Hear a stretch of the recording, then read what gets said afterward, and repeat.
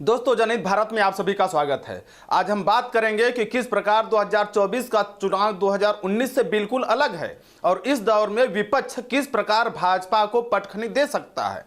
उसके बाद बात करेंगे मोदी सरकार के उन असफलताओं की जिसके कारण भारत के लाखों लोगों का भारत में ही दम घुट रहा है और वे लोग इस घुटन से मुक्त होने के लिए इस देश से पूरी तरह नाता तोड़कर विदेशी नागरिकता ग्रहण कर रहे हैं। बात पूरी आंकड़ों के साथ करेंगे, वीडियो में हमारे साथ अंत तक बने रहिए। तो चलिए सबसे पहले बात कर लेते हैं 2024 लोकसभा चुनाव की। दोस्तों, 2019 में ना तो विपक्षी दलों का इंडिया गठबंधन था जिसमें वर्तमान 28 दल शामिल है और ना तो राहुल गांधी की छवि इतना मजबूत थी जितना आज के दौर में भारत जोड़ो यात्रा के बाद मजबूत हुई है और भारत न्याय यात्रा के बाद और ज्यादा मजबूत होने वाली है। और उससे भी बड़ी बात कि 6200 किलोमीटर मणिपुर से मुंबई तक की भारत न्याय यात्रा के लिए राहुल गांधी ने 14 राज्यों के तहत 85 जिलों वाला जो रूट तय किया है, वहां 2019 लोकसभा चुनाव में कांग्रेस बहुत ज्यादा कमजोर थी।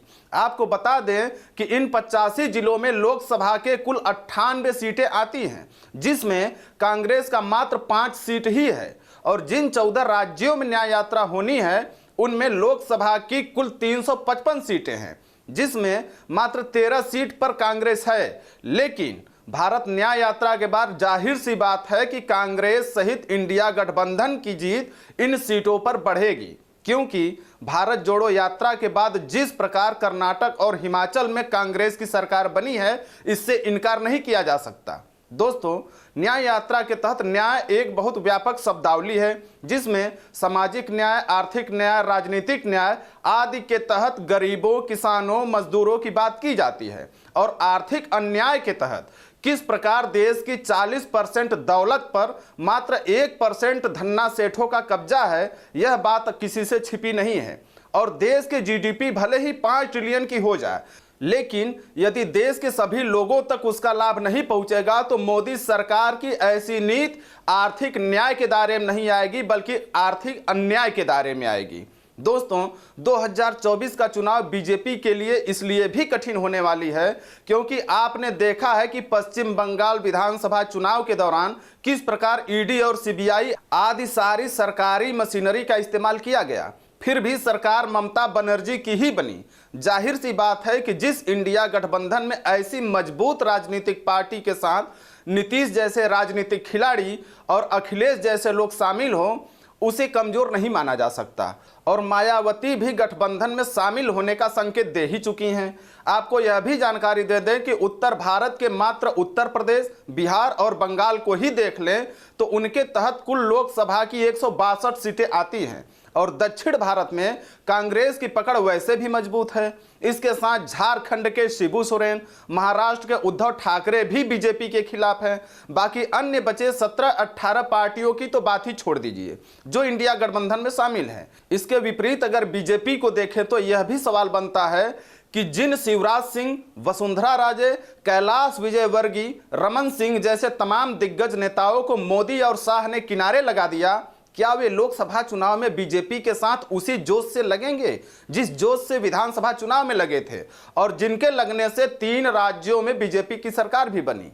और अगर बीजेपी के पुराने राजनीतिक पकड़ वाले जमीनी स्तर के नेता ही साथ नहीं देंगे तो क्या बीजेपी 2019 की तरह 2024 में लोकसभा सीटें निकाल पाएंगी? अब चलिए बात कर लेते हैं देश के ऐसे लोगों की जो अपनी मातृभूमि को भी त्यागने पर मजबूर हो गए हैं। आखिर मोदी सरकार के अनुसार जब हमारा देश विश्व गुरु बन चुका है और पूरी दुनिया में भारत का डंका बज रहा है तो हमारे देश के लाखों लोग भारत में न रहकर विदेश में क्यों बसने जा रहे हैं? सवाल यह है कि क्या वे मानने लगे हैं कि भारत में आने वाली पीढ़ियों के लिए ना तो कोई उज्जवल भविष्य है, ना ही अच्छी शिक्षा है और ना ही शुद्ध पर्यावरण है?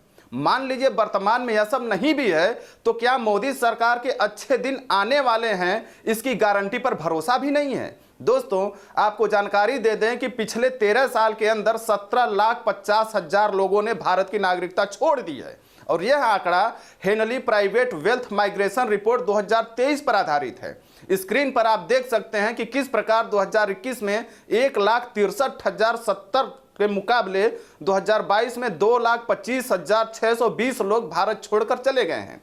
हैरानी की तो बात यह है कि अमेरिका और यूरोपीय देशों के अलावा भारत के लोग गरीब अफ्रीकी देशों Uganda, Papua New Guinea, Morocco, Nigeria के साथ शत्रु देश पाकिस्तान और चीन के साथ बांग्लादेश तक की नागरिकता ले रहे हैं। और इन भारत छोड़ने वाले लोगों में ऐसा नहीं है कि लोग करोड़पति हैं। आपको बता दें कि इनमें करोड़पतियों की संख्या मात्र 2.5% है।